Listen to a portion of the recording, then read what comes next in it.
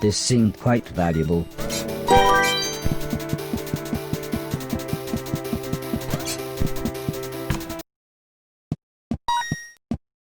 The video recorder's blinking light caught my eye. It must have been years since I had seen a film or TV show.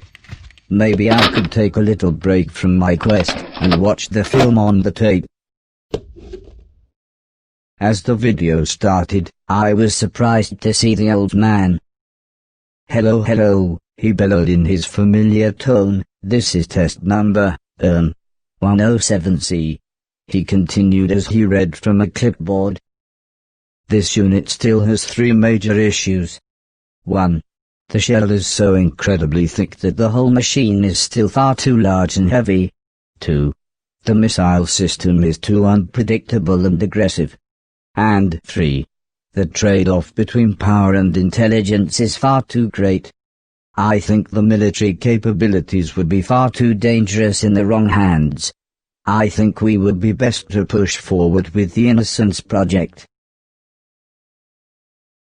I didn't really understand a word of what he said, and I was slightly disappointed that he had recorded over the film, but it was nice to see the old man's face again.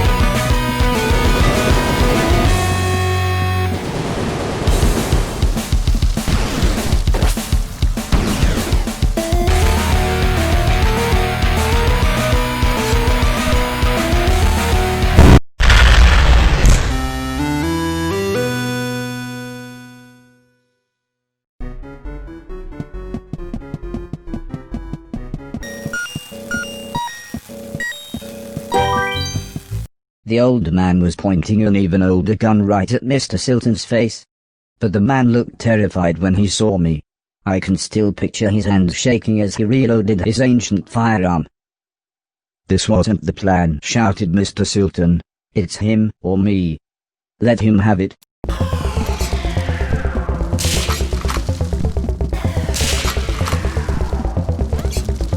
I didn't know what I was going to do when I caught the old man.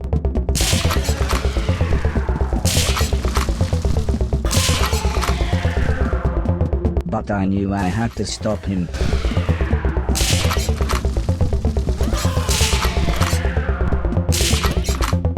If someone dared hurt my friends, they would have to pay.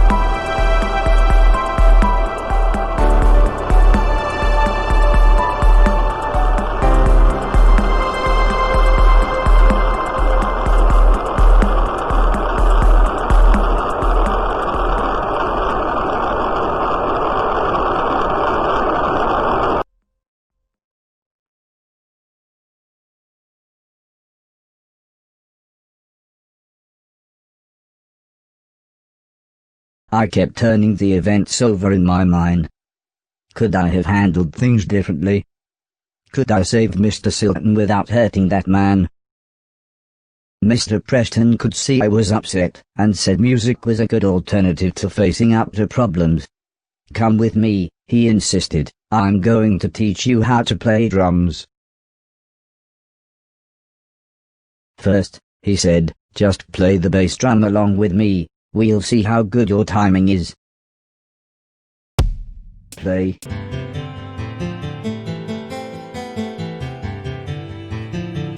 Mr. Silton was patched up, but still pretty angry. He referred to the man as a word that wasn't in my dictionary file. It should have been between cunning and cup. I reminded Mr. Silton about going to find the others now we had the van. But he said there was something even more important we had to do first. Mr. Silton explained that it was a good idea that Mr. Logan be released from prison early, and that this wouldn't involve a parole board but might involve dynamite. Straight away I was apprehensive. I thought only bad people went to prison. I knew Mr. Logan was the guitarist in Mr. Silton's band, but why would we help a bad person? In the end, I think it was only Mrs. Silton's smile that convinced me to help. Mrs. Silton promised to have a present for us when we got back. She said she'd been saving her money from her decorating job. I didn't know what I would need money for, but then realized, if nothing else, new games consoles must be out. "Be careful," said Mrs. Silton with a big smile. "Don't rob any post offices, and don't get shot." In the dead of night, it was surprisingly easy to get close to the prison building. Mr. Silton said it was like the Death Star and had a weakness we could exploit. Although I seem to remember the robot getting shot when they did that in the film. But there was no time to worry as Mr. Silton pressed a walkie-talkie into my hand and said, "Good luck."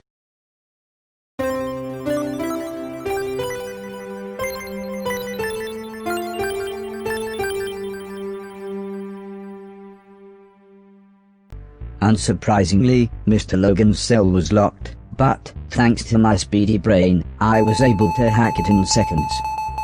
Mr. Logan was not pleased to see me. No one ever was. But I couldn't work out why. However, when I mentioned Mr. Silton, he soon cheered up. We quickly made our way outside. Although I wasn't sure about Mr. Logan's stealth techniques, they were quite different from mine.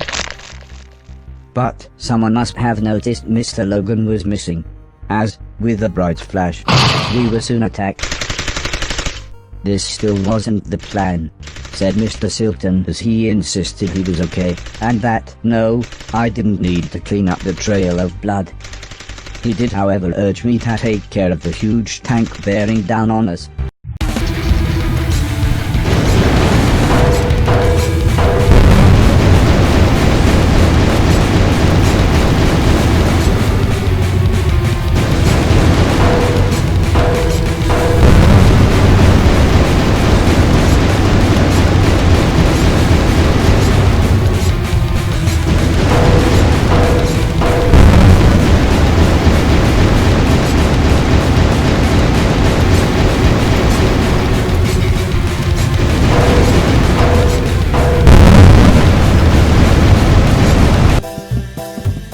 As I got to the top of the cliff, I could see everyone else being led away in heavy chains. Their extravagantly dressed capturers were only moving them in a slow march, so I followed them at a safe distance.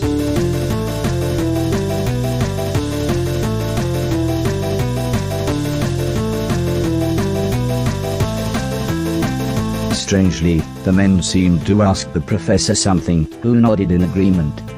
Although they clearly knew each other, the man in charge pushed the professor into a small wooden cage, along with Preston and Logan. The men then left.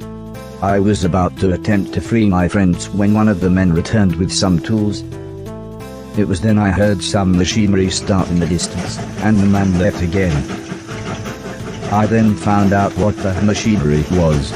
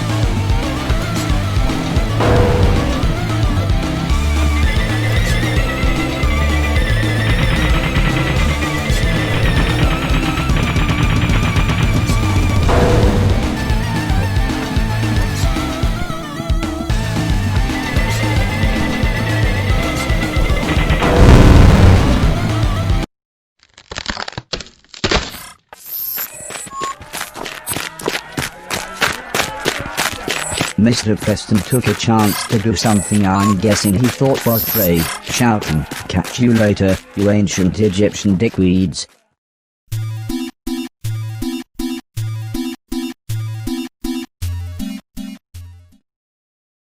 "This looks right." "Stay here," whispered the professor, "just in case."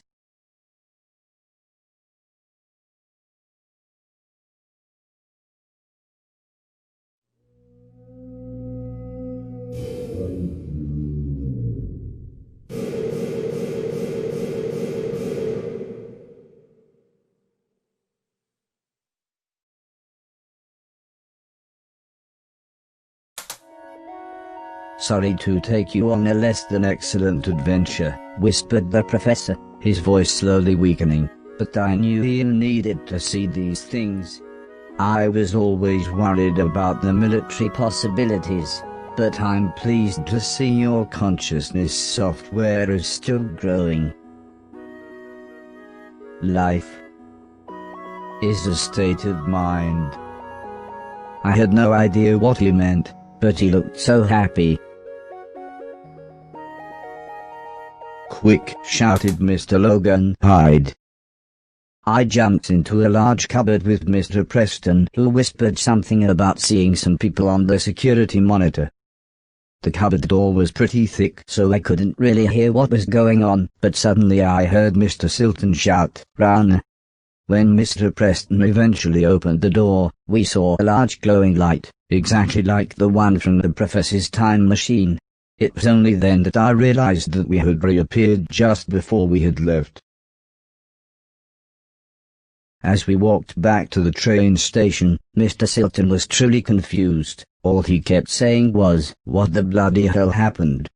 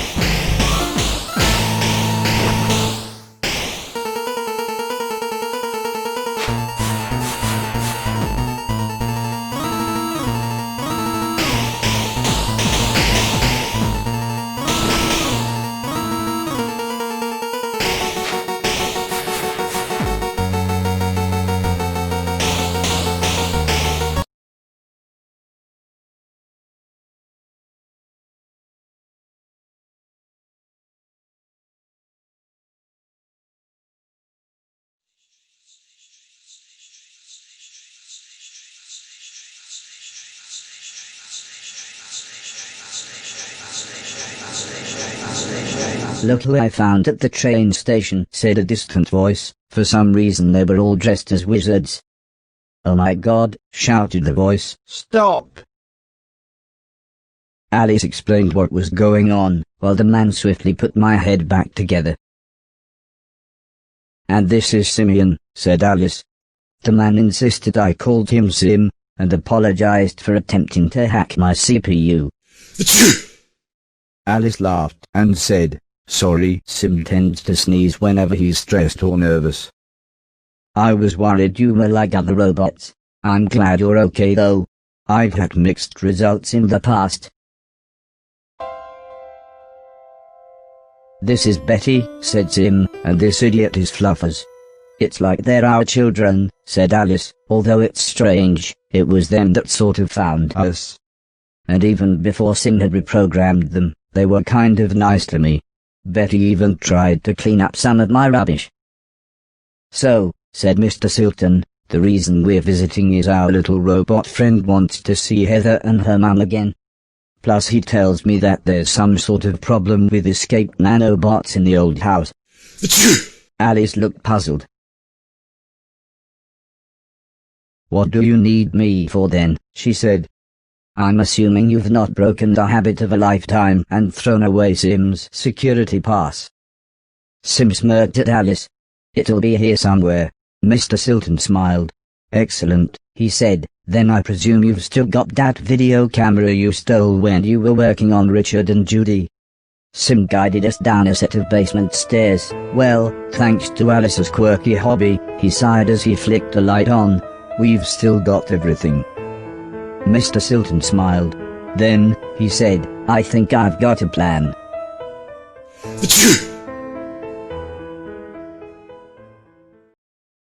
Mr. Silton was worried that the studio set was quiet. In fact, he worried that it was, as he put it, too quiet. So, as per usual, it was me that went first.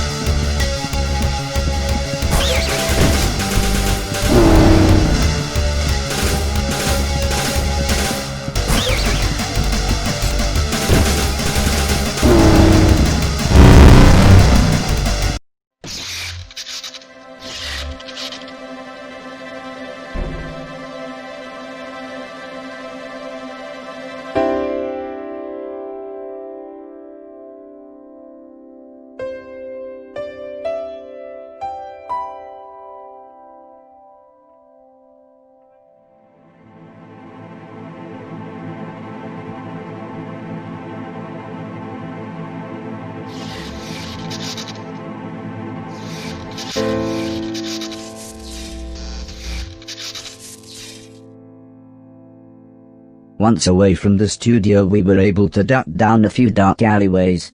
"I think we're safe," said Mr. Silton. "You get dressed and head back to the train now.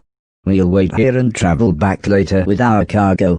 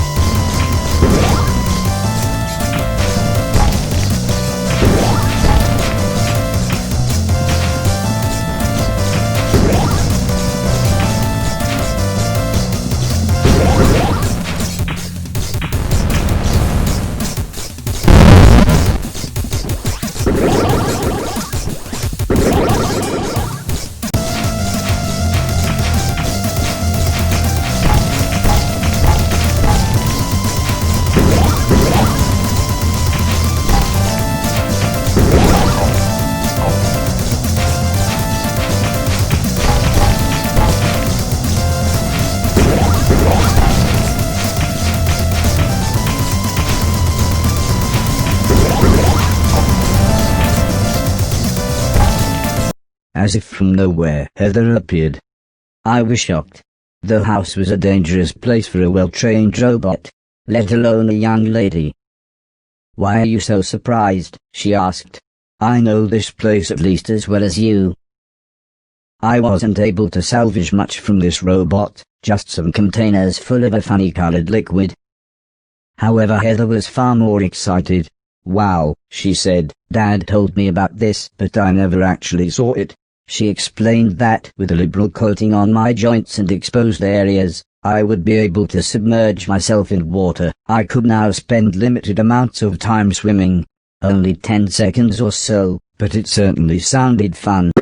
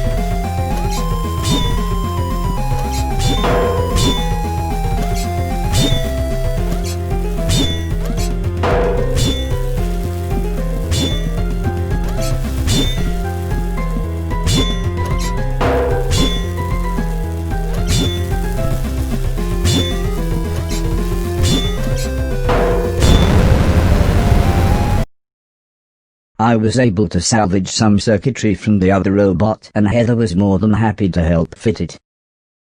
Heather showed me her robot manual and explained how I would use this new power-up.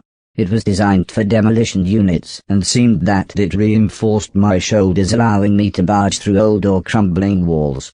The controls relied on a press of either of the shoulder buttons to activate the dash and subsequent wall smash. Just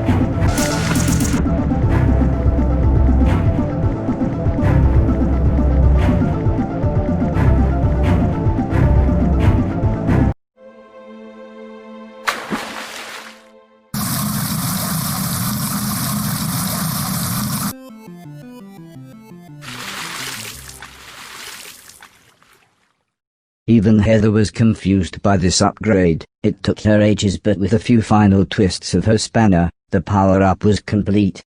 Once we got it working, it was great. I could finally walk along while ducking. It's a good thing these robots were logical, like all the...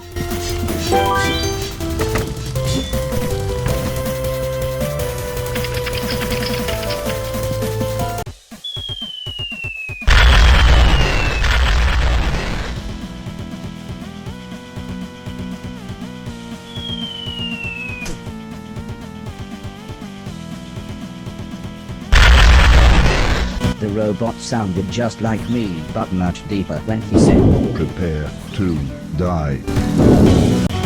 Boom goes the dynamite.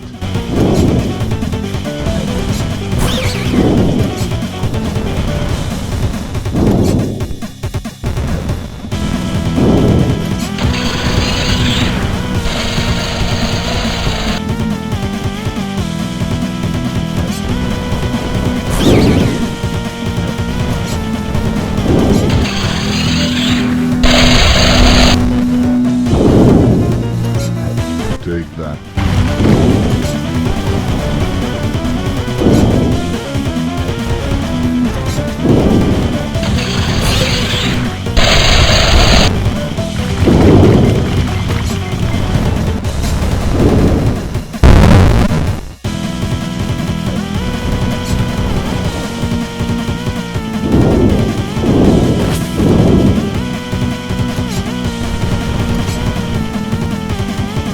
Take that.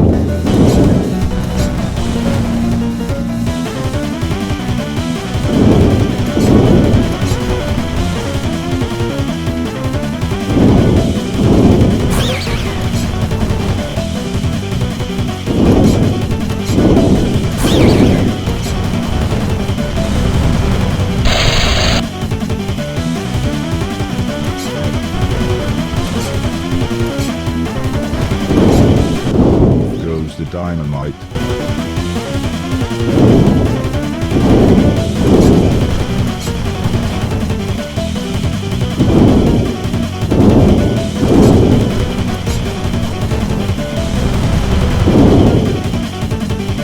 All that came from this robot was a large deflated rubber ball. I had no idea what it was, but Heather fitted the power up in a matter of minutes. It wasn't perfect, but she made it work. Heather explained that by tapping the up button twice, then pressing the run button, I would be able to inflate a large helium balloon. I would then be able to float upwards for a short period of time.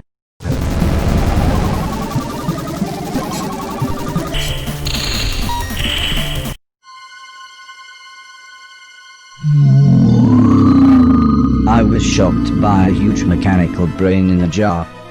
To be honest, he was quite amicable and talkative, at least until he told me he would have to kill me.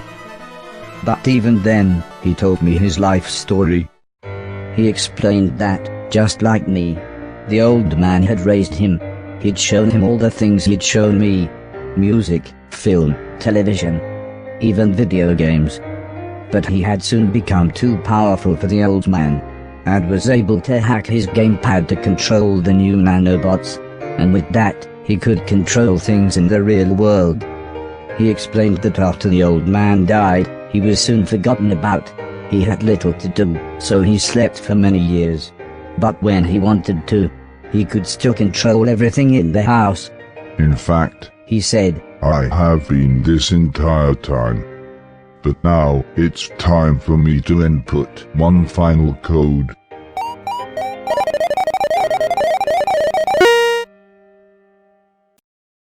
They wanted us to think for ourselves. We learned basic games. We soon got very good at chess.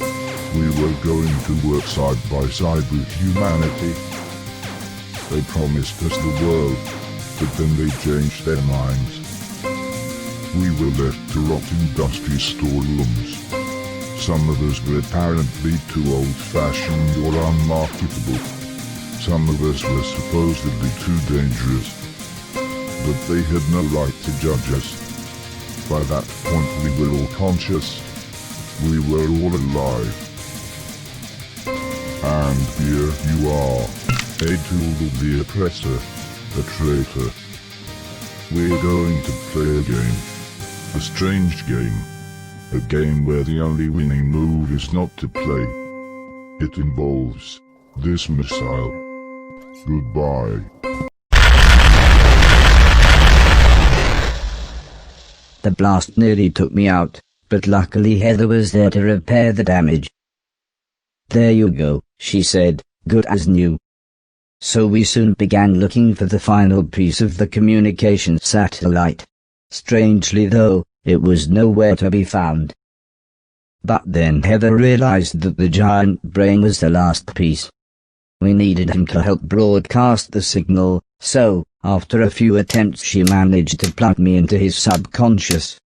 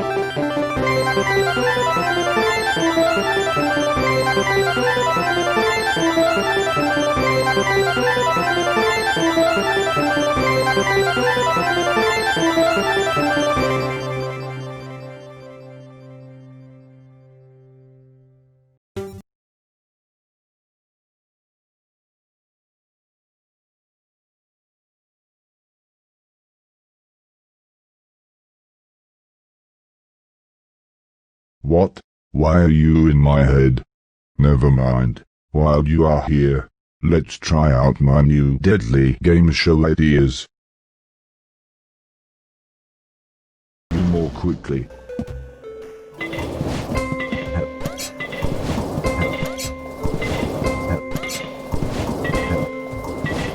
Will the next card be higher or lower when you live or die?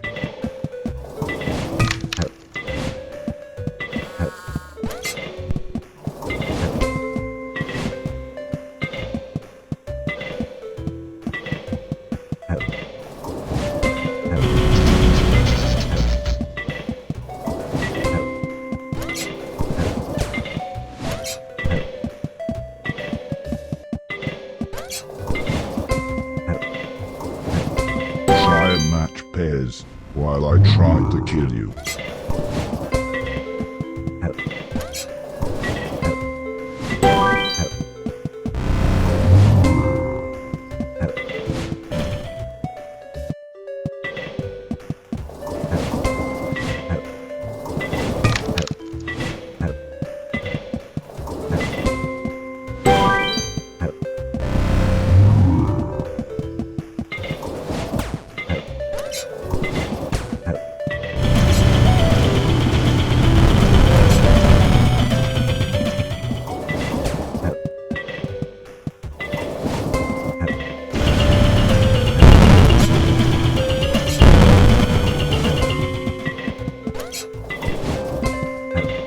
Stop turning my cards over.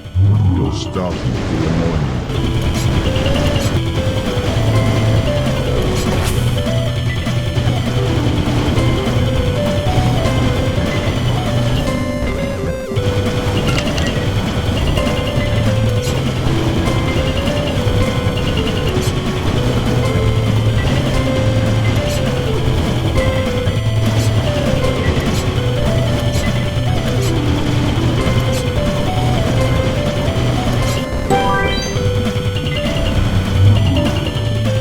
Time for me to meet my maker, I suppose. Make it quick, will you?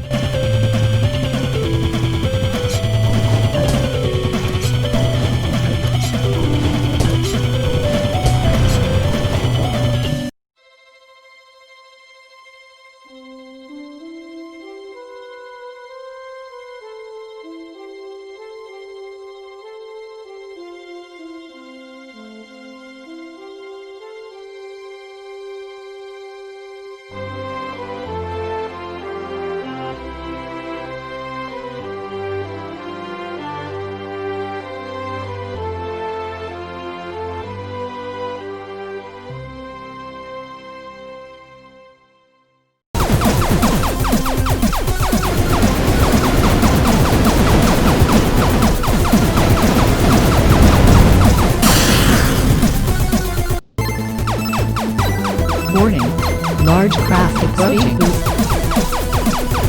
Multiple shop. Bridge crafted street booth. Multi-shop.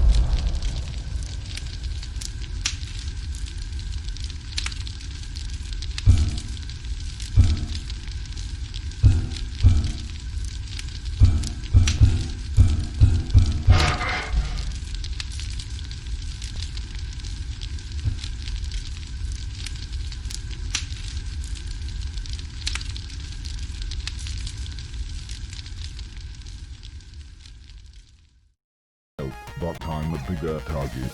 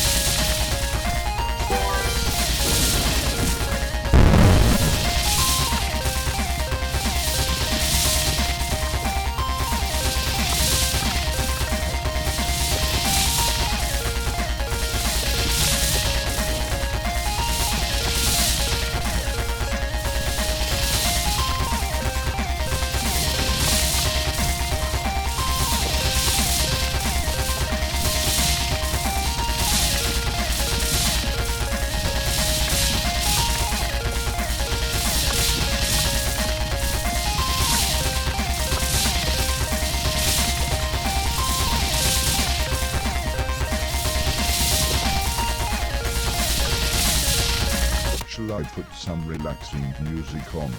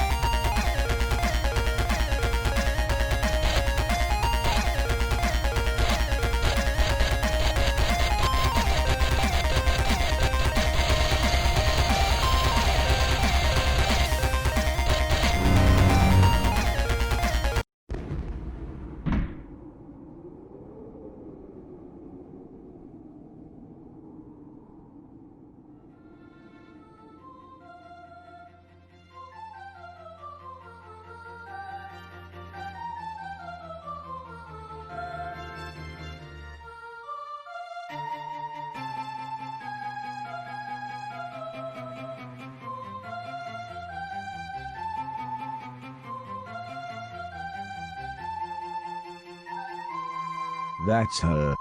Wearing her favorite dress, said Fort. She was a concierge robot, classy, intelligent, and designed to serve man. But when all the men were gone, just like me, she wasn't needed anymore. Fort sighed and gently placed the photo back on the shelf. I thought I would try to cheer him up. Looking around the room, I saw a battered old piano, and thought I would try playing the tune Heather had taught me.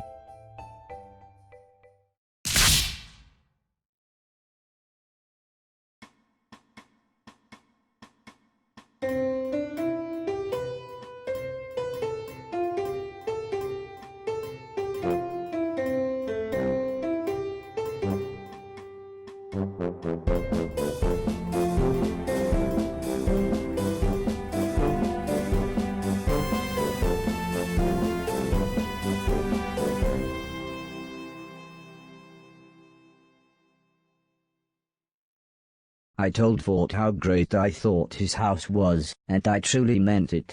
But I knew I needed to get back to my quest. However, things soon got serious when I mentioned my gloves and shoes. Do you mean the magic shoes of gravity defiance? Fort asked. And Atlas gloves of mighty strength. They sounded far grander when he described them, but I was pretty sure he meant the same things. The sacred artifacts, Fort said, but before I could reply he burst into an explanation about how there were certain things from some kind of half-remembered time that the robot rulers considered sacred and holy. I used to believe in it all, the words, the prophecies, I even believed in the Chosen One, said Fort. But after she... well, I just couldn't swallow all the ghost stories and the nonsense about the afterlife. You know what I mean, buddy. I didn't know about the afterlife, or the Chosen One, but I knew ghosts were real. I then began to explain how Mr. Preston had told me the story about how Mrs. Silton had told him a story about the brother of a man who works with her uncle giving a young motorcyclist a lift after a crash outside the Blackwall Tunnel. He pulled up outside the motorcyclist's destination, but when the man turned around, the motorcyclist had vanished. So he knocked on the door and an old woman answered. When he asked her if she had a son, the woman burst into tears and said I did, but he died in a motorcycle accident exactly 10 years ago, just outside the Blackwall Tunnel. And so we began a conversation that would take us long into the night. I shared the various philosophies that the old man had taught me, about life, the universe and Douglas Adams, while Fort explained the robot philosophies, how there was a yearly competition to find the Chosen One, how they and only they would deserve the sacred artifacts, and how they would rule the world. It all sounded so grand. But I suppose I was tired. I'd be happy now if I could just sit and play some video games. Eventually Fort stood up. Well, it's late, he said. I need to recharge. How are your batteries? I honestly had no idea how my batteries were, so I smiled and said, I'll be fine here, thanks.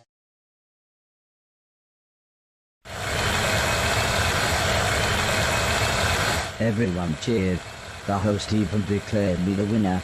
But then, for some reason, a videotape which contained a better score than mine was presented. I was then informed that I would have to play my opponent again, but now on a mystery game. It seemed a little unfair, but I guess it was supposed to be some kind of tiebreaker.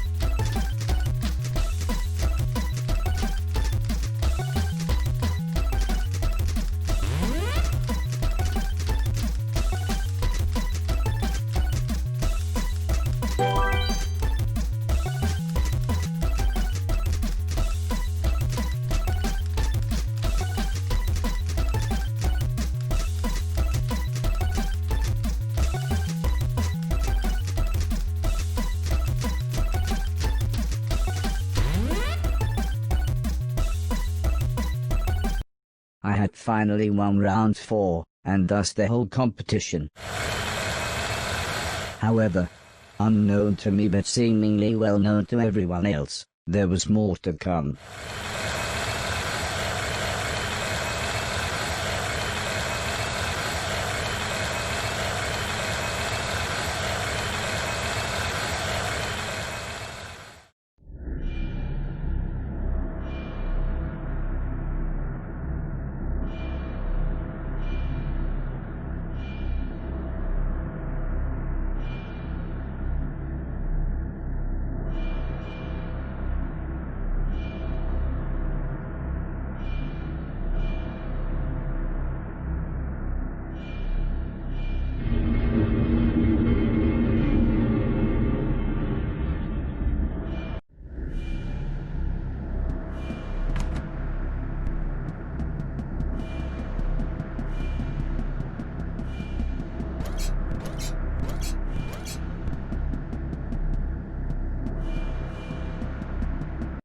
As I walked forwards, I heard a voice reciting a poem.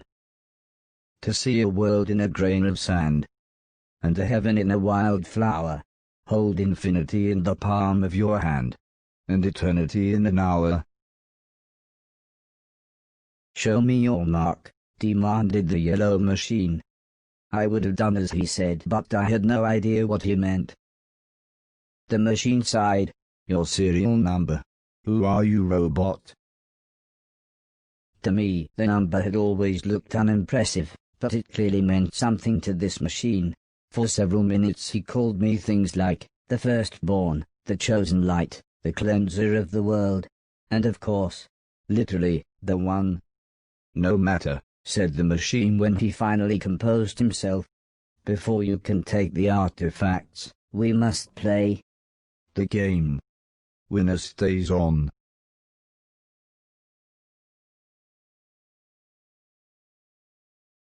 You of all people should know.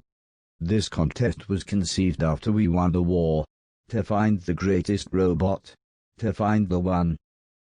I beat my predecessor and he beat his. However, I have an advantage.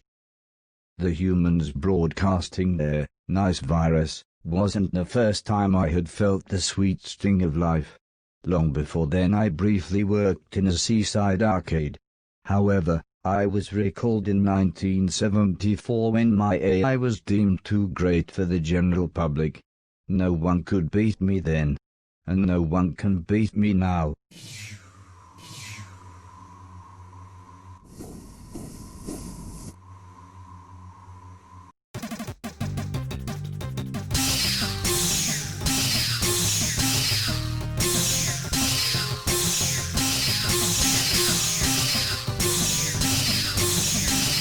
Can't you even return the ball?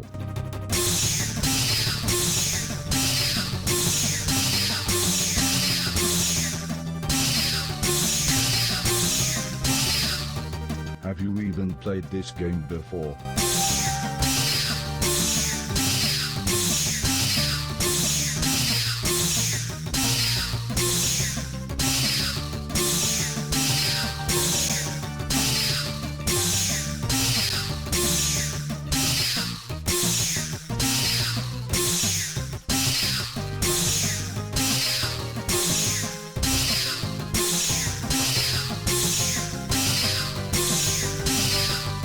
Pathetic.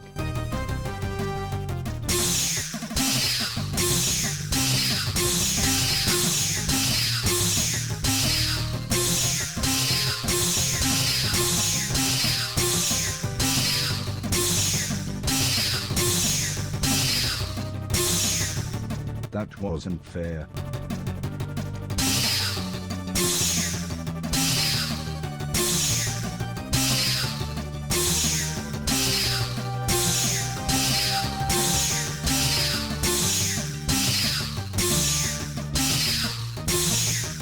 That was just luck.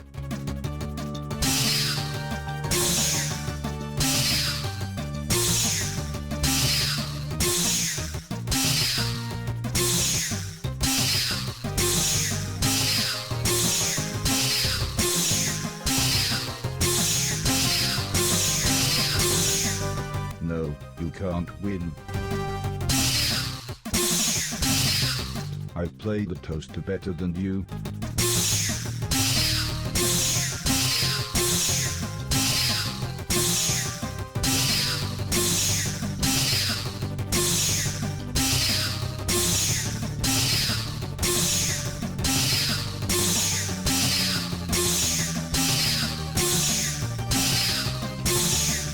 That wasn't fair.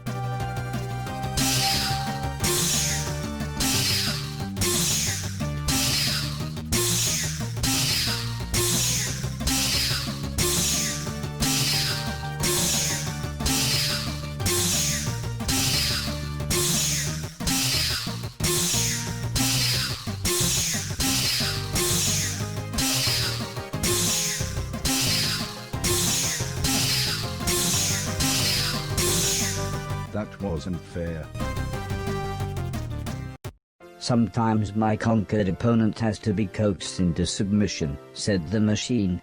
Some by force, some by bribery, some just need a few simple words. But I understand my fate. There will come soft rains and the smell of the ground, and swallows circling with their shimmering sound, and frogs in the pools singing at night, and wild plum trees in tremulous white. Robins will wear their feathery fire. Why haven't you done it? The button is right there. My soul is yours to take. But killing him was the last thing I wanted to do. So I asked him why should I?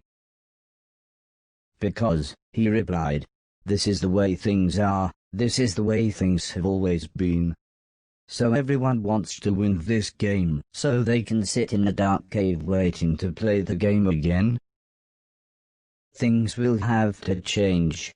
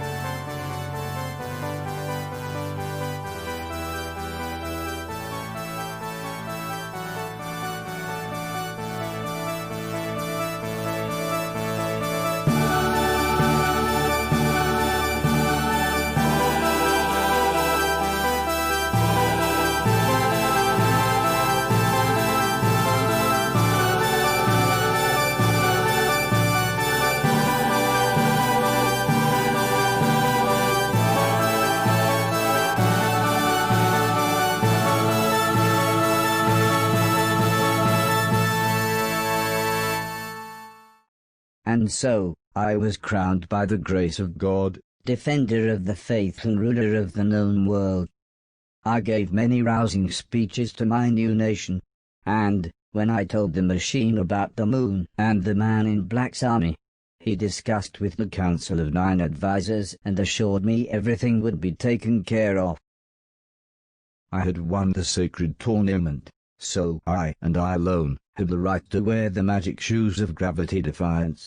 The only trouble was, they didn't really work. I mean, they were fine as a pair of shoes, but I could no longer run up walls. But I guess this didn't really matter anymore, as one of the many perks of being the ruler of the known universe was that I could have everything I ever wanted. As awesome as my...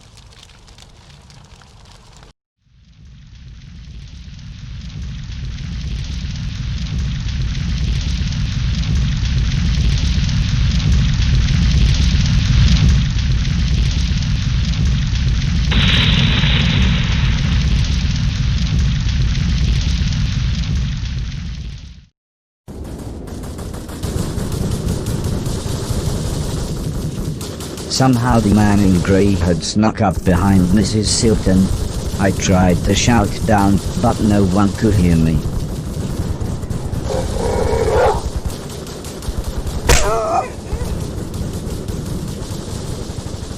"Oi," shouted a familiar voice. "Step away from my wife."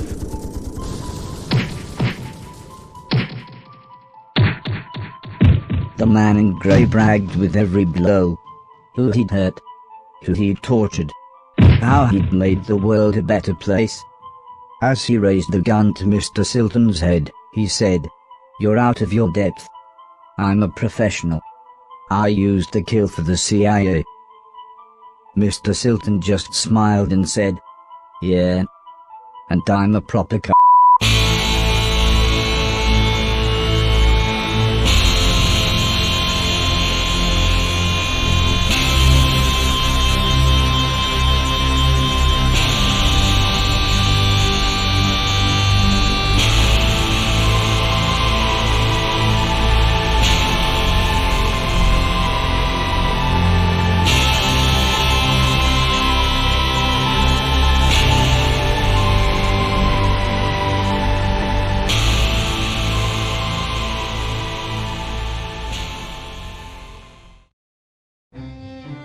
With the rest of the great and good now stuck on the moon, and the man in black taken care of, it was reasonably easy to convince his troops to surrender.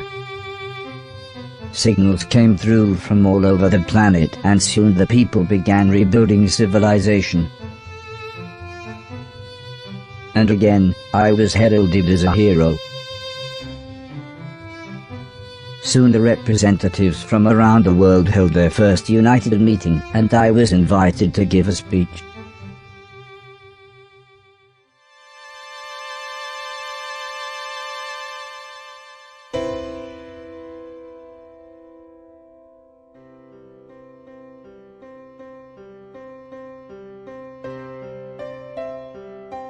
The old lady gently examined me, while Sim attached a cable from the diagnostic machine. "I've got some bad news," said the old lady as she took my hand. "The virus is rampant in your system. It's not as bad as it was with Betty Fluffers and Fort, but it's still destroying your circuitry." "I'm thinking," said Sim, "it must have something to do with consciousness. Yours seems more equipped to fight." "We'll still need to do something," said the old lady with a serious look. "If we replace all of the affected parts we—" "Come on, mate," said Mr. Silton, "you know they can help." But I explained that it was too painful, and hurt so much. Just having my diagnostic panel open was excruciating.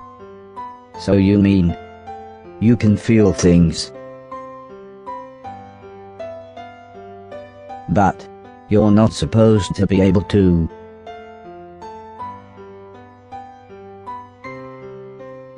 "The virus hasn't completely taken over," Sim explained.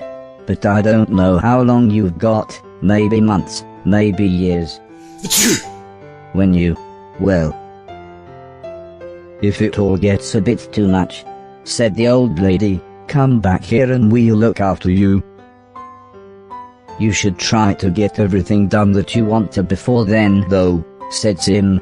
"You know, maybe complete your quest, get your million things, play some games. I mean just do all the things, bucket list mate," interrupted Mr. Silton. "Go paint the town red." "Remember," said Alice, "should you need us." "Yes, should you need us," said Mr. Logan. "We'll be right here," said the old lady, "waiting for you."